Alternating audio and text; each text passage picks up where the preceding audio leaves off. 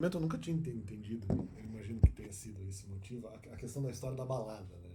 De falando, não, porque você preferiu na balada. Isso é falso testemunho, porque eles estão tentando dizer que eventualmente eu teria ido na igreja por causa do culto dos jovens. Isso não é verdade.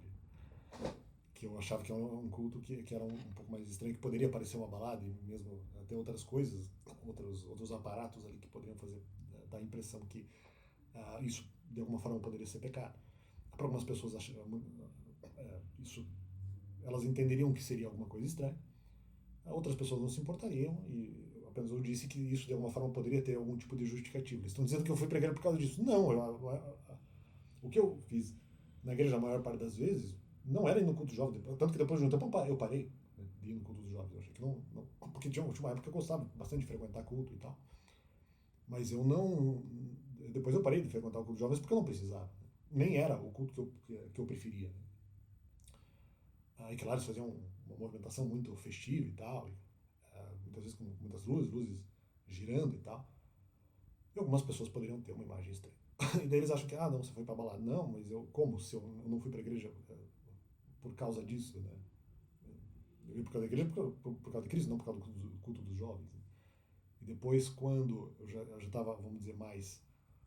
Não sei se a palavra é sedimentado, vamos dizer dessa forma, estava mais sedimentado na igreja, já estava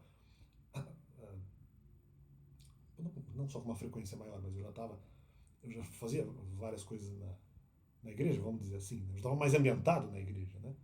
Aí como não era um culto que eu preferia, eu saí desse culto, né? Eu deixei de frequentar esse culto. Então eu não fui para a igreja por causa da balada, tanto que eu saí depois. Né? Deixei de frequentar esse culto específico porque preferia os outros. Né? Ah, e aí que tá, a maior parte das vezes que eu estive na igreja, eu não frequentei o culto jovem. Eu estava fazendo ou alguma atividade voluntária, ou frequentando outro culto que eu preferisse. Ou até, de outra forma, outro tipo de culto que eu preferisse. Né? Sem contar que em alguns cultos, na verdade, eu trabalhava. Né? Ah, ah, então, acho que não tem muito sentido essa acusação, tanto que, como é que eu fui preparado, como é que compara essa questão do culto dos jovens, se eu nem frequentei, né? Depois de um tempo, o culto dos jovens. Então, depois de